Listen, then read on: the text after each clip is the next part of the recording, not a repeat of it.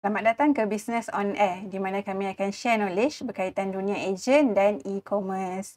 Okey, seperti biasa, pada setiap hari Selasa kami akan bersiaran di YouTube secara live untuk segmen berita. Okey, saya perkenalkan diri, saya Inas, selaku host untuk hari ini. Bersama saya adalah Saya Ira, okey. host teman host bersama Inas hari ni. Host. Okey, Ira, untuk hari ni macam biasalah, hari Selasa kita akan live tentang topik berita, segmen berita yang akan dikupaskan oleh rakan kita. Semua orang dah tahu kot. Dah memang tetap kan. Orang yang sama. Dah ada nama dah dekat bawah tu kan. So saya Naznin. So hari ni macam biasa kita akan kongsikan beberapa berita dalam dan juga luar negara. Okay. Kami harapkan topik-topik yang akan keluar ni adakah topik-topik yang panas ataupun yang tengah hot sekarang ni. Ya, masih berkaitan dengan kalau sebelum ni, ya, masih lagi berkaitan dengan tarif. Ada beberapa sedikit mengenai tarif dan ada juga mengenai berita perdagangan antara Malaysia dengan China dan beberapa lagi topik mengenai kewanitaan. Sebagai kita lah. Ya, kita tak sabar untuk kelainan sikit lah. Okay. Tapi sebelum tu macam biasa jangan lupa untuk subscribe, share dan komen jika ada apa-apa cadangan ataupun ada apa-apa soalan. Okay. Dan sebelum tu, Ira dah ready? Okay, dah ready? Okay. Jom kita on air.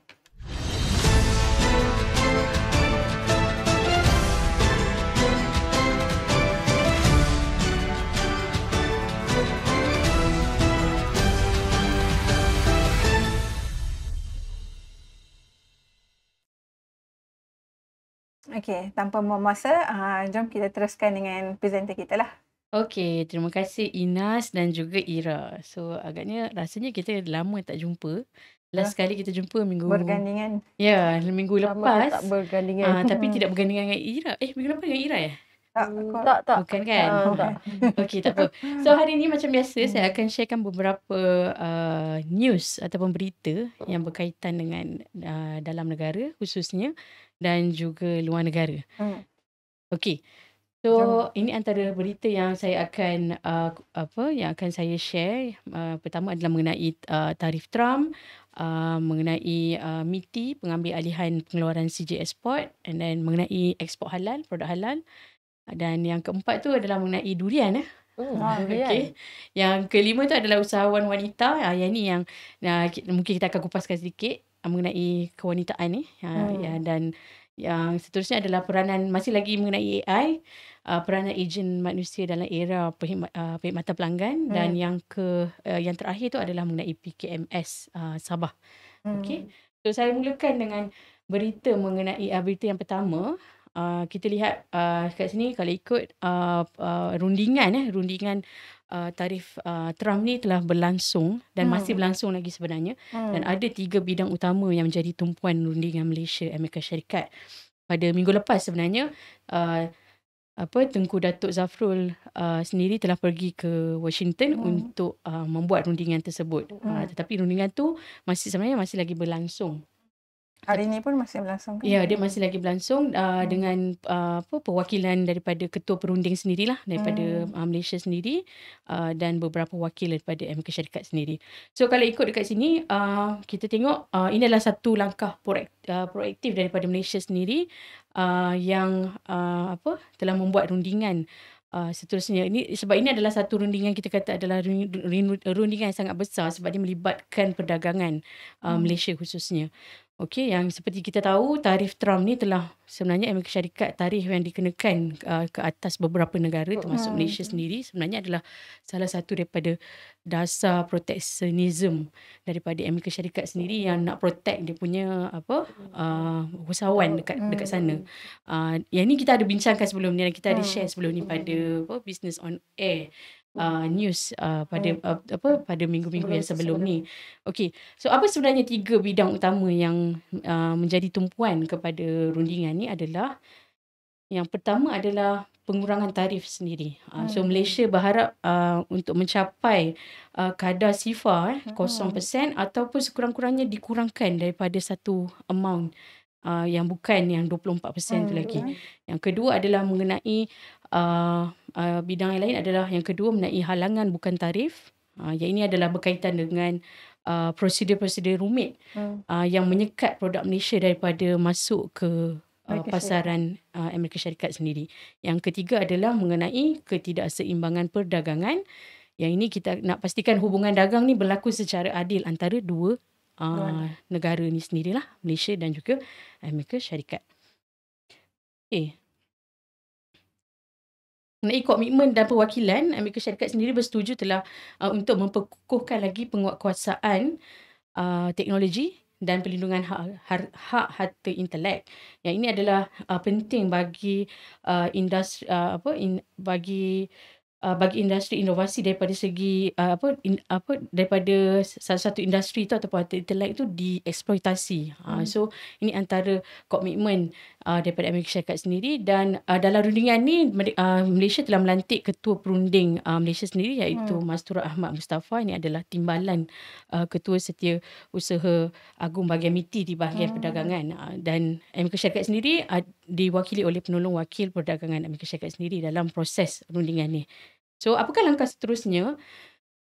Pada minggu ini sebenarnya langkah seterusnya adalah pembentangan hasil daripada minggu lepas punya rundingan tu, yang akan dibentangkan ke dalam mesyuarat NGCC. So kita tahu sebelum ni kita bagi tahu yang mengenai National Geoeconomic Action Centre ataupun pusat tindakan geoekonomik negara, yang mana ia ini adalah satu plan. NGCC ni adalah berperanan untuk untuk plan langkah seterusnya mengenai isu yang berkaitan dengan tarif ni.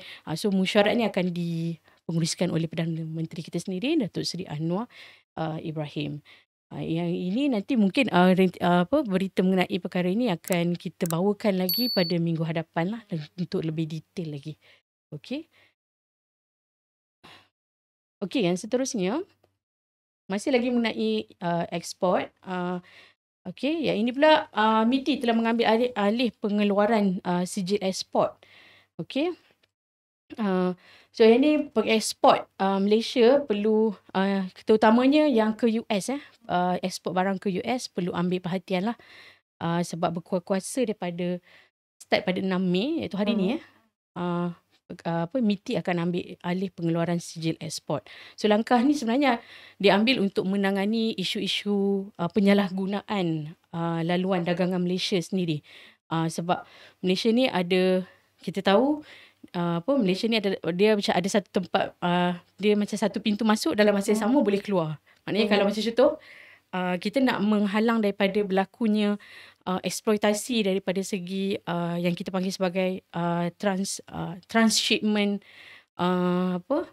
secara haram. Macam contohlah, katalah ada satu negara A ni, disebabkan negara A ni dikenakan tarif yang sangat tinggi, so dia ekspor barang dia ke Malaysia.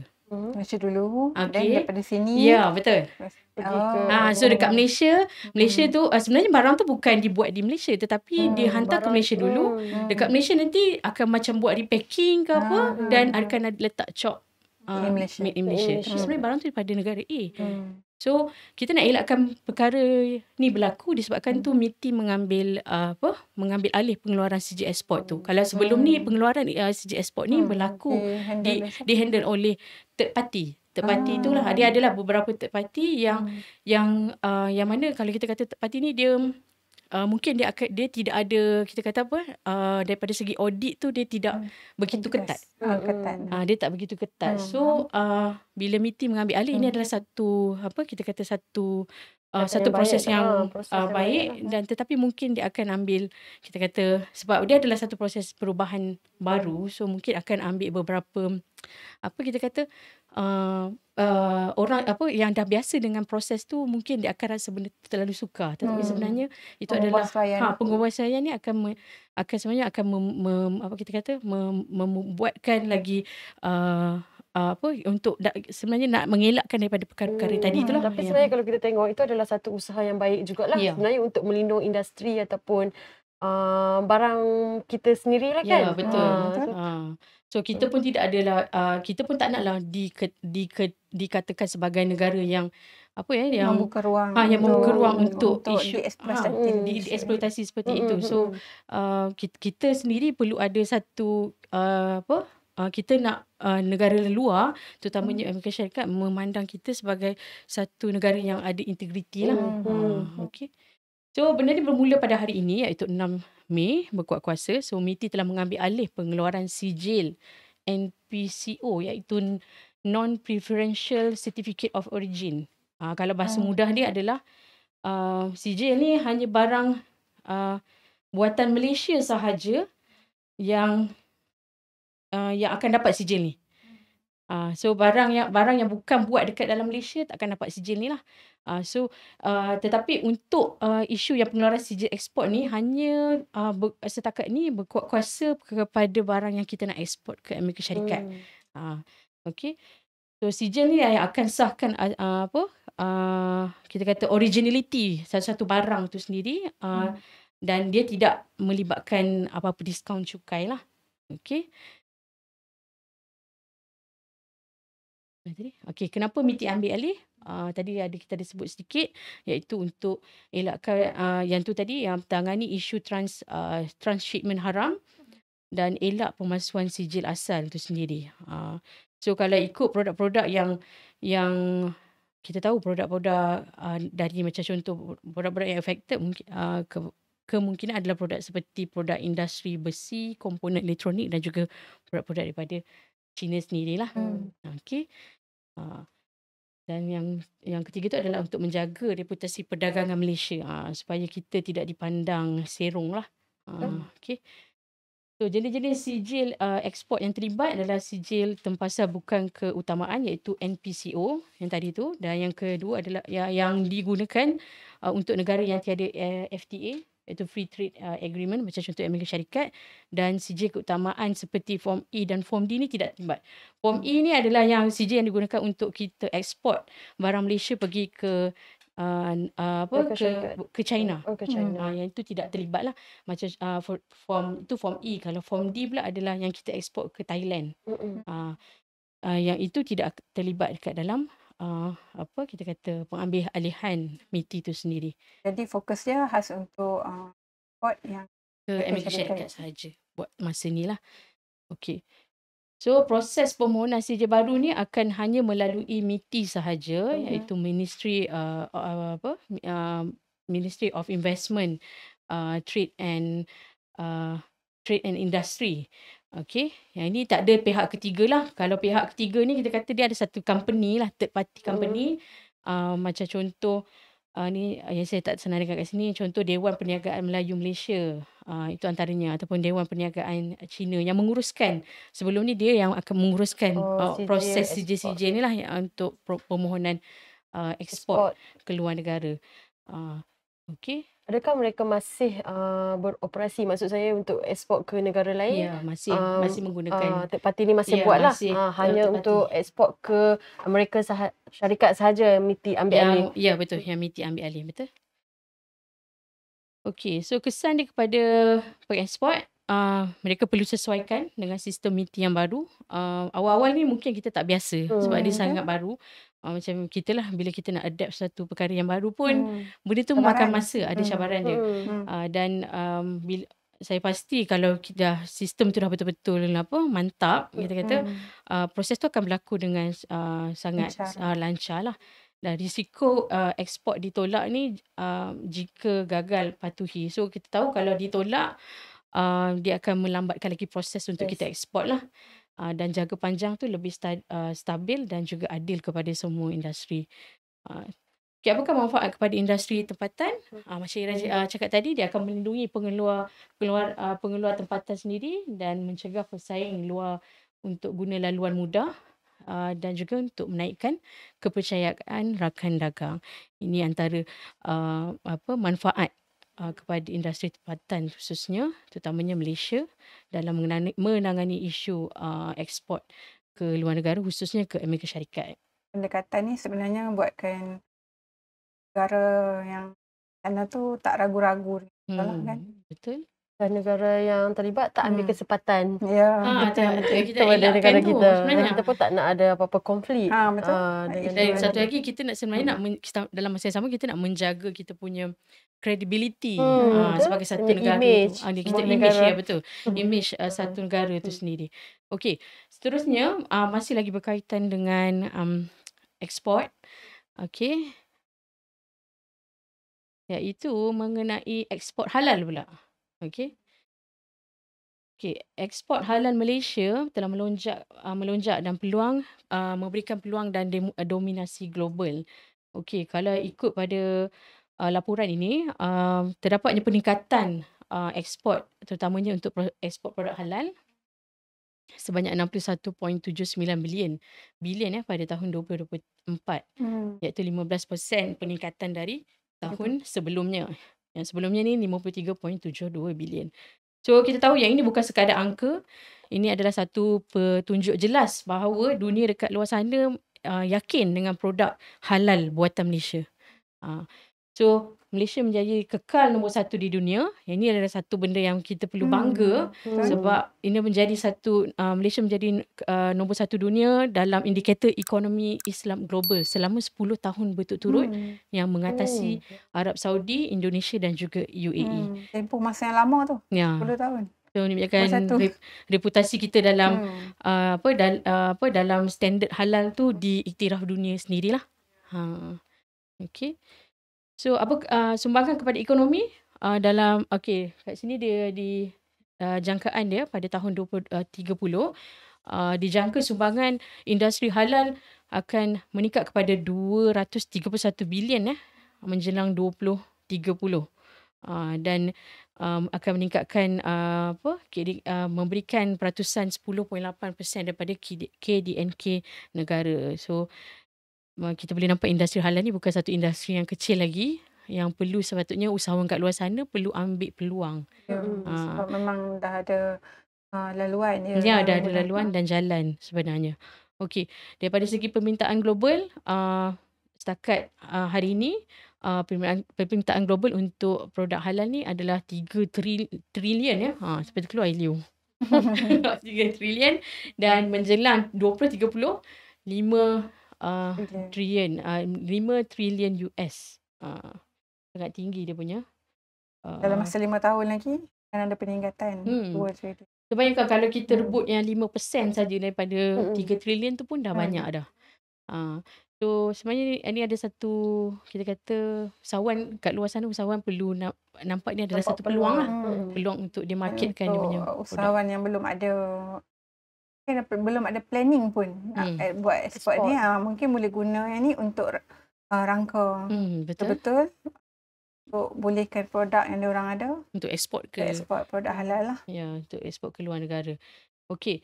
So bila kita kata mengenai ekspor produk halal ni, dia berkait dengan satu pameran yang biasanya kita dengar, iaitu mengenai MIHAS ataupun ini adalah singkatan dia adalah Malaysia International Halal Showcase. Tema dia pada tahun ni adalah Pinnacle of Halal Excellence. Yang ini adalah satu standard tinggi dalam dunia halal lah. Yang ini akan berlangsung pada 17 hingga 20 September pada 2025 pada tahun ini di MyTech. Yang ini akan dijangka akan menjadi pameran halal terbesar lah setakat ni. So kita tahu yang MIHAS ni tujuan dia adalah untuk tempat kita gunakan untuk promote kita punya barang-barang kita. So mana-mana usahawan yang nampak ini sebenarnya satu peluang lah. Maknanya kita boleh join pameran tu. Kat situ lah kita boleh promote kita punya produk. Sebab yang pengunjung yang pergi ke MIHAS tu bukan setakat lokal sahaja. Sebenarnya orang-orang daripada luar negara pun akan pergi ke buat pameran yang sama di pameran produk mereka sendiri di MIHAS untuk perkenalkan dia orang punya produk sendiri. So inilah masa dia. Selalunya pelancong ni dia bijak, dia tengok apa event yang ada, yang dia orang kajar untuk experience lah apa sebenarnya apa yang tu yang peluang yang dia boleh guna. Betul. So dekat produk yang ada tu bukan setakat makanan ataupun minuman yang halal. Sebenarnya banyak. Macam contoh kosmetik, Perfume, produk-produk skincare macam tu kan. lah. Skincare semua. Itu pun sebenarnya antara terlibat produk-produk yang terlibat dalam pameran tu juga. So inilah masanya untuk kita masuk ke bahagian ni. Kita kata join event seperti ini untuk kita kenalkan kita punya produk kepada dunia luar. Jadi kepada pengusaha ataupun yang ada bisnes, jangan buang masa lah. Mungkin kalau ada sempat lagi ni, sekarang bulan 5. Boleh contact lah. Boleh contact Mihas. Okay. So pencapaian Mihas sejak tahun 2004, jualan ekspor telah ekspor hampir 30 bilion ringgit dan telah mencatatkan lebih 500,000 pengunjung perdagangan sejak tahun 2004. Dan 12,000 peserta industri halal tempatan dan antarabangsa yang kita kata yang join pameran tersebut. So inilah masanya. Dia bukan setakat pameran biasa saja. Sebenarnya dia adalah tempat untuk kita start kita punya step untuk kita pergi ke bahagian ekspor pula produk kita. So inilah tempat dia. Dalam masa yang sama nak kenal brand kita. Betul. Okay. So kepada usahawan, kenapa usahawan patut ambil kesempatan ni? Tadi kita baca cakap jenama halal Malaysia ni sekarang telah mendapat perhatian dunia dan ini adalah peluang anda untuk menyertai Mihas dan dapat pembeli daripada luar negara sendiri. Dan jika anda ada produk makanan, kosmetik, logistik, fintech dan banyak lagi, sebenarnya boleh join pameran ni. Dia bukan setakat pameran biasa saja, sebab kita sendiri, nama kita sendiri sebagai Malaysia ni dah diiktiraf sebagai satu negara yang ada satu standard halal produk di mata orang dunia. Dah yakin. Ya, orang dah sangat yakin. Okey, yang seterusnya. Okey. Jadi kepada penonton yang baru join, jangan lupa untuk klik like ataupun komen jika ada sebarang cadangan, dan yang paling penting subscribe untuk tak terlepas pada segmen ataupun topik yang akan datang. Okey. Teruskan. Seterusnya untuk berita yang berapa berita yang keempat. Saya nak cerita pasal durian. Ada bau. Ada bau tak? Ira minat durian? Ya, minat durian tak? Siapa minat durian? Dia makan. Boleh lah. Boleh lah. Makan juga. Kalau free mesti makan. Kalau beli sendiri malas kan? Dia macam kalau beli sendiri kita tunggu time murah. Tapi ada setengah yang bau pun tak boleh. Kalau durian tu bukan kata makan, durian tu ada dekat dalam rumah, memang takkan tak boleh bau. Kalau macam Nazni suka durian apa? Durian kampung ke? Durian kan ada bermacam-macam Musang jenis durian. Musang king apa? Blackthorn. Blackthorn. Ada orang dia tak makan. Kan? Ada orang dia tak makan durian kampung, dia makan durian king saja. Saya suka durian. Baik taste tu. Makan musang king. Saya nak tahu, saya suka durian yang orang belanja. Tiba. Itu yang terbaik. Bermain Ira suka apa? Biasa tak makan saya yang suka durian kampung. Kampung yang paling sedap kan. Yang tu ori lah, kita kata ori. Okey, so apa yang kaitan dengan durian ni sebenarnya? Okey, so seterusnya kita nak cerita lagi mengenai ekspor. Ekspor Malaysia ni antaranya adalah ekspor durian. Raja buah. Ekspor durian Malaysia ke China dijangka naik 15 hingga 20% pada 2025. Yang ini yang dilaporkan oleh MACHAM lah. MACHAM ni adalah Malaysia Chamber of Commerce and Industry in China, ataupun Dewan Perniagaan Malaysia di China lah. Ni yang yang dilaporkan. So mereka telah membuat satu, kita kata ramalan yang kata ekspor durian ni akan meningkat kepada 15 hingga 20% pada tahun 2025, iaitu tahun ni. Yang ni adalah didorong oleh permintaan yang tinggi terhadap Musang King dan D24. So, Musang King ni kita tahu dia adalah durian premium dan isi dia biasanya kuning pekat dan rasa dia tu dan bentuk dia pun lain sikit. Bentuk dia lain sikit. Lepas tu rasa dia macam pahit-pahit manis kan. Dia tak dia combination. Dia kalau dia macam kampung tu dia macam mana cakap manis lemak-lemak. Lemak-lemak kan. Lemak-lemak. Biasanya durian dia isi dia tu kecil kan. Yang ini isi dia besar, dia punya yang Musang King tu dia punya kalau biji dia kecil ke sama je? Tebal lah. Dia apa Dia tebal lah. Dia tebal lah. Kalau ini yang dia tu isi dia tu tebal lah sikit lah. Kalau macam kalau kampung tu dia dia Biji apa? dia besar. Biji dia Isi besar, tu macam isi dia sikit sikit je je kan. kan. Kalau yang ni dengan kuning dia, lepas tu dengan dia punya isi dia tebal, Ya. biji dia tu kadang-kadang Memikat kecil je. lah. Okey. Kat sini dia kata cabaran cuaca tidak akan menjejaskan permintaan. So memang orang di rakyat Cina sendiri sukakan durian nampaknya. Kawan kita suka tak? Nanti kita kena tanya kawan-kawan kita kat luar. Okey, seterusnya. Okey, statistik ekspor 2024 menunjukkan jumlah ekspor durian saja adalah 19.25 juta kilogram. Banyak Banyak. Okey. So nilai ekspor dia adalah 1 bilion ringgit. Tapi sebenarnya yang ekspor ni fokus dua jenis ni lah. Musangking dengan D24. Setakat ni ya, Musangking dan D24. Adakah sebabkan ekspor ni meningkat, ada permintaan yang tinggi ke China menyebabkan Musangking dengan D24 ni mahal? Yang itu saya tak pasti, tapi yang pasti dia memang dah mahal. Sebelum dia mahal. dia Sangat mahal. sebab satu lagi kita tahu kan dia adalah durian yang dikawinkan, dikacukkan. Apa ayat dia sebenarnya? Yang dah dikacukkan lah, yang dah dikawinkan. Durian hybrid. Lepas tu dia jadi durian yang begitulah yang premium tu. macam orang lah. Kalau macam kita, contohlah Orang Asia kahwin dengan orang Asia kahwin dengan Europe. orang putih, lepas tu anak tu kan jadi muka lain sikit. Contoh tu faham. Jadi sama kan lah. Durian tu pun mengalami lah. perkara yang sama juga. Okay. So, apa sebenarnya isu dia? Sebenarnya Mecham sendiri, dia menekankan kepentingan integriti jenama. Sebab ada kes penyalahgunaan label Musangking sendiri. So, sebenarnya durian lain, itu sebenarnya durian kampung tapi dia kata itu durian Musangking. So itu yang nak dielakkan. Dan dekat dalam artikel juga pentingnya untuk beri pendidikan pengguna di China sendiri macam mana bentuk Musangking, macam mana D24. Yang ini yang dia akan buat lah.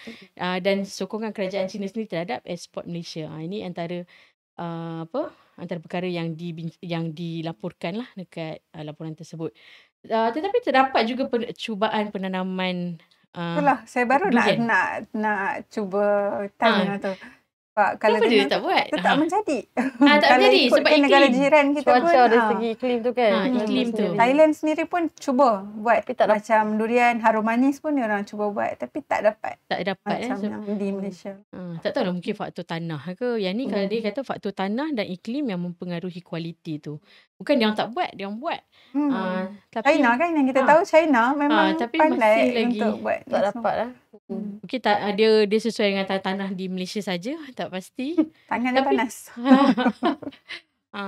Tapi kalau kita tengok sebenarnya daripada untuk percubaan penanaman ni dia bukan setakat isu yang ada dekat Musangking sendiri. Macam contoh baru-baru ni saya ada baca satu artikel yang mengenai Indonesia.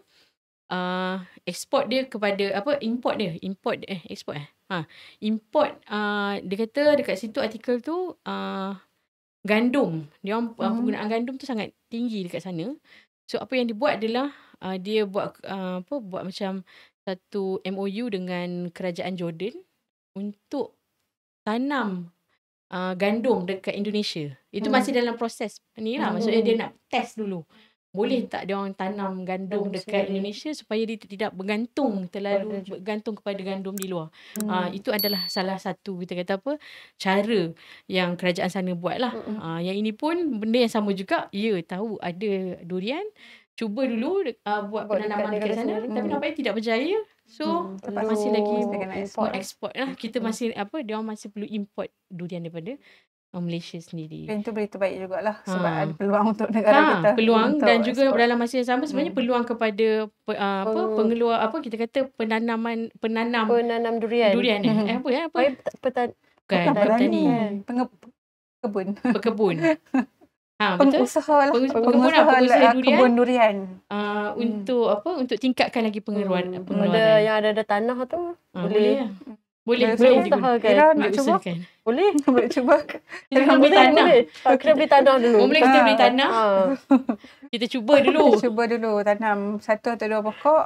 Kita cuba rasa sama tak? Sama ke tak? Tapi kita di Malaysia insyaAllah jadi. Okey. Ini adalah mengenai ekspor durian. Okey.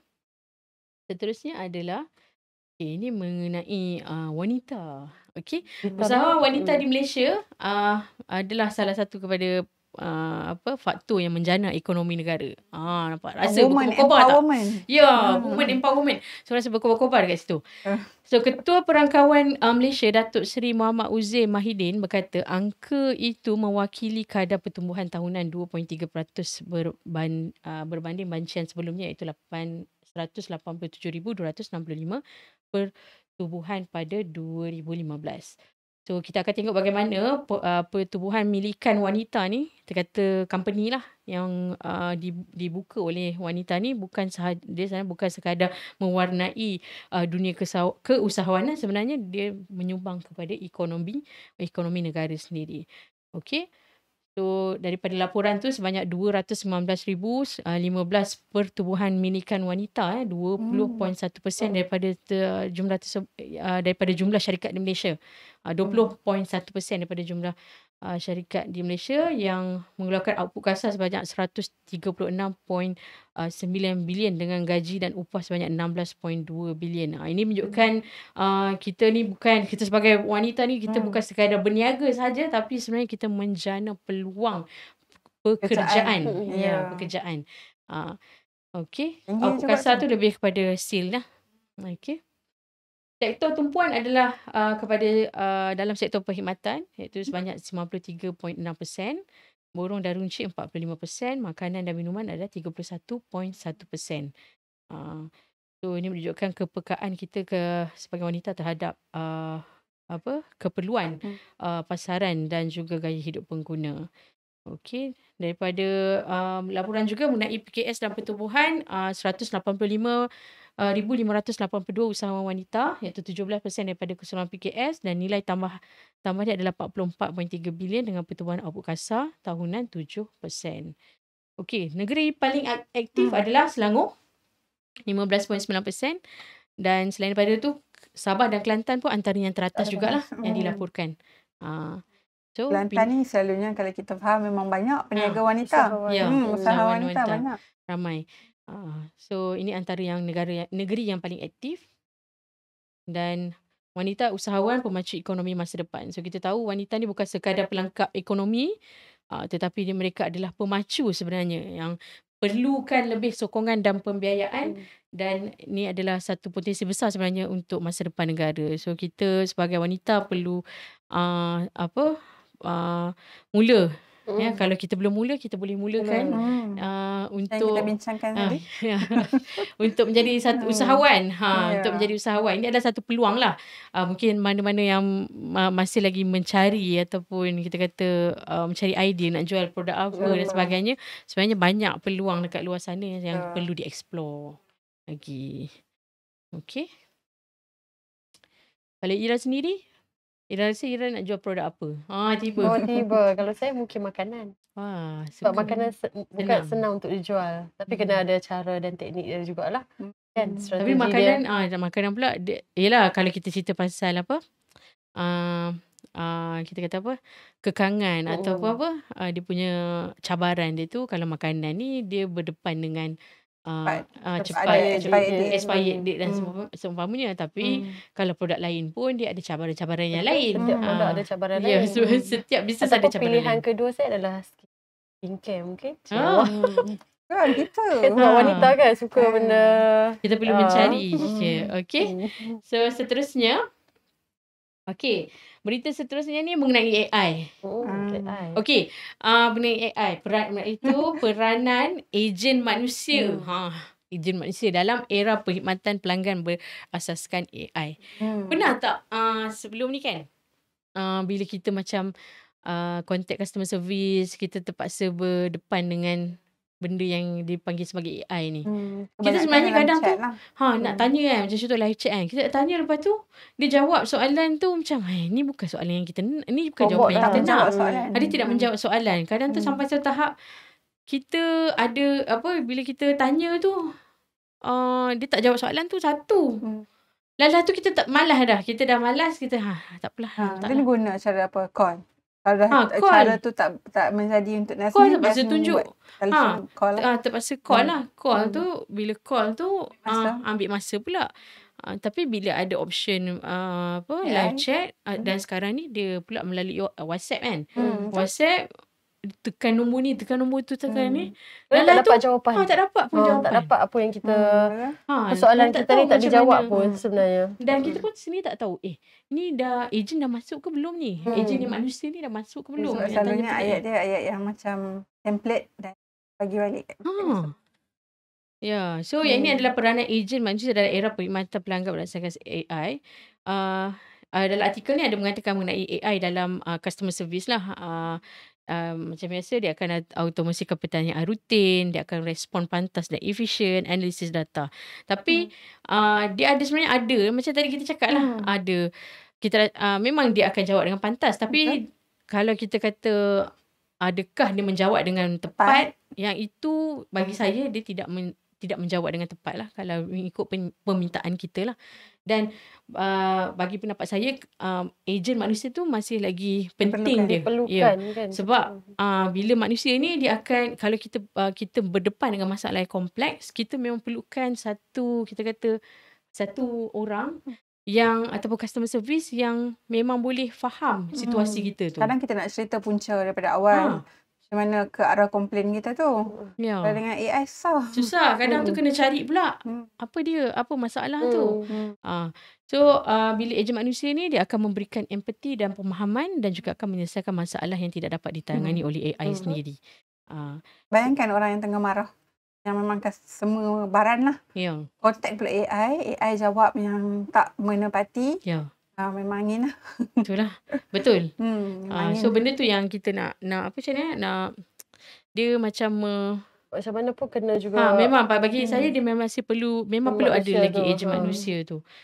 Dan kalau kita guna sepenuhnya AI daripada segi pengguna pula, macam kita sendiri, macam saya sendiri, dia akan mendepan satu kesukaran untuk memahami satu satu flow tu.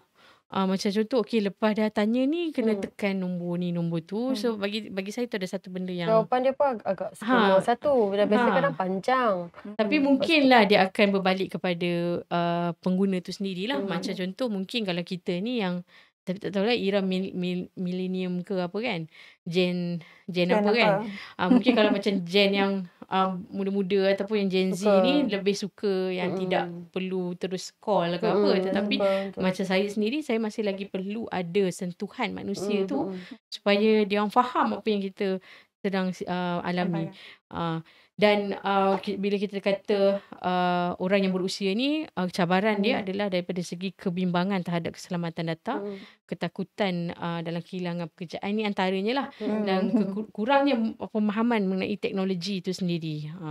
Apakah strategi dalam menggabungkan AI dan ejen manusia? Bayangkan kita customer service, tengah-tengah kita tu AI tu, robot tu. So dia akan memberikan pilihan kepada pelanggan. Macam sekarang, kalau dulu masa awal-awal, macam contoh masa dia orang baru implement live chat yang melalui WhatsApp tu, saya tak tahu pun macam mana cara proses tu berlaku. Sampailah macam contoh saya tahu, okey, maknanya kita kena tunggu dekat WhatsApp tu sampai dia reply, dan barulah kita akan dapat ejen yang manusia lah. So tapi daripada segi ni lah, dia kata strategi ni adalah pendidikan dan kesedaran pengguna. Tapi daripada segi kesedaran pengguna dan pendidikan tu, kita belajar sendirilah. Dan menggunakan AI ni adalah untuk menyokong dan bukan menggantikan 100%. So sepatutnya benda tu perlu diseimbangkan lah.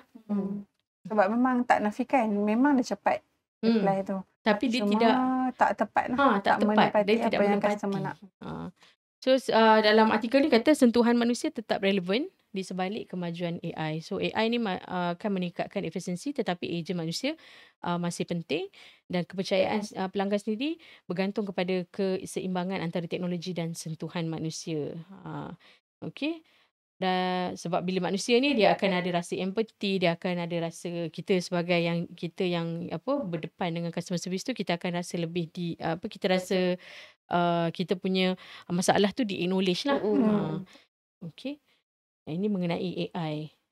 So dekat luar sana kalau bisnes atau usahawan nak mengadaptasi AI sepenuhnya dalam kita kata dalam khidmatan khidmat pelanggan, benda tu seharusnya perlu diseimbangkan lah. Dia tidak, bagi saya dia masih lagi perlukan manusia. Mungkin kalau untuk menjawab soalan-soalan yang basic kot boleh. Kalau saya boleh bagi contoh. Contoh kalau tanya berkenaan produk ke, produk ni kan. Yang tu boleh harga, lah. location dekat Kalau mana. masalah yang kalau betul-betul terlalu masalah, rumit, tidak. Macam kalau dalam Korea kan, kalau kita sekadar nak tahu parcel kita dekat mana, AI yang akan reply. Tapi once kita dah klik complain, dia akan terus di-handle oleh manusia. Manusia tu lagi masih penting dan relevan lagi lah. Okey, seterusnya, ini berita terakhir yang saya akan share pada hari ini iaitu mengenai Hub PMKS Sabah, iaitu Pusat Sehenti Keusahawanan. Iwan berkata Hub PMKS ini akan berfungsi sebagai pusat sehenti kepada usahawan untuk memperoleh maklumat tepat, cepat dan menyeluruh mengenai bidang keusahawanan. Jadi dibuka di Sabah bagi kita kata memperkasakan lagi usahawan tempatan dekat sana. Macam tadi kita dekat dalam laporan yang sebelum ni kata mana tadi negeri yang tinggi tu antaranya adalah Selangor, Sabah dan Kelantan. So mungkin ni ada berkait rapat jugalah. Okay, objektif Hub PMKS ni adalah sebagai pusat sehenti maklumat keusahawanan untuk meningkatkan akses kepada sumber dan pasaran dan juga menyediakan khidmat nasihat dan ruang pameran. Ini lebih kepada maknanya usahawan di Sabah terutamanya dia dah ada satu tempat untuk dia tuju kalau ada perlukan maklumat mengenai keusahawanan lah. So, kemudahan yang ditawarkan adalah maklumat untuk memulakan perniagaan, amalan terbaik industri, akses kepada pasaran dan sumber kewangan, pembangunan modal insan dan ruang pameran produk. Ini antara yang ditawarkan. So usahawan Sabah dah boleh, mungkin dah ada satu tempat lah, dah ada satu tempat sehenti yang boleh terus pergi untuk dapatkan lebih banyak info. Dah ada maklumat yang terkini dan peluang untuk memperluaskan lagi rangkaian dan untuk meningkatkan daya saingan. So, sasaran pembukaan hub ni adalah sasaran dia adalah mereka menyasarkan 10,000 pengunjung setahun, iaitu lebih 9,100 usahawan akan dibantu di Sabah. Dan PMKS yang merangkumi 96.9% perniagaan di Malaysia. Idea ni sangat bagus untuk peniaga baru kan. Jadi dia ada orang untuk guide lah. So at least dia tahulah channel mana yang dia perlu pergi. Dan seruan kepada usahawan sendiri untuk manfaatkan hub PMKS yang ada ni dan tingkatkan pengetahuan mereka dan jaringan mereka dan sokongan pembangunan ekonomi Sabah. So ini antara berita yang saya kupaskan hari ini. Yang kita lihat tadi, Malaysia terus mengukuh dengan ekonomi global, ada mengenai lonjakan ekspor halal, pengambil alihan segi ekspor, mengenai import durian, usahawan wanita dan peranan ejen manusia dalam customer service, dan juga latest tadi adalah mengenai hub PMKS Sabah dan sebagai pusat sehenti keusahawanan. So ini antara berita yang saya kongsikan pada hari ini yang mungkin akan ada sambungan pada minggu hadapan. Contoh macam tarif Trump tu kan, akan ada lagi rentetan dia lah. Kepada pengusaha ataupun peniaga yang baru nak mula, ambil peluang yang ada. Apa yang Nazneen sampaikan hari ini tu sedikit sebanyak dapat membantu bagi yang nak mula perniagaan. Dan juga kami harap info-info yang kami sampaikan hari ini dapat membantu penonton kita untuk menaikkan lagi bisnes masing lah. Saya tambah sedikit, sebenarnya hari ni kalau Inah perasan banyak berita yang sebenarnya ada peluang untuk usahawan baru, dan dalam masa yang sama berita yang kita sebagai wanita dan kita sebagai rakyat Malaysia bangga. Betul, Kan? betul. Contohnya macam ekspor halal Malaysia tadi kan Ya, melonjak, diiktiraf. diiktiraf kan 10 tahun.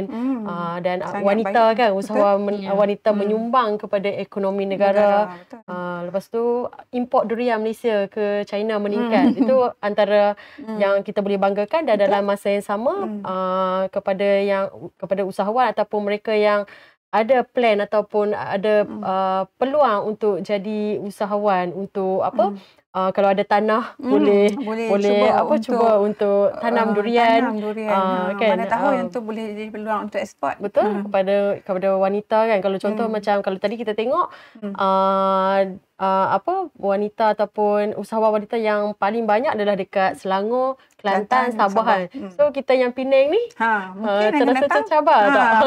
Kita boleh kena dalam ramaikan top supaya 3. kita kena ada dalam top 3. Ya, dan lagi satu kalau tengok yang AI tu, AI ni mungkin kalau founder ataupun peniaga yang ada website sendiri, mungkin boleh adakan fungsi AI untuk memudahkan customer untuk cari produk, info-info produk. Dan jangan risau, hikmat manusia tu masih diperlukan. Betul. Jangan risau.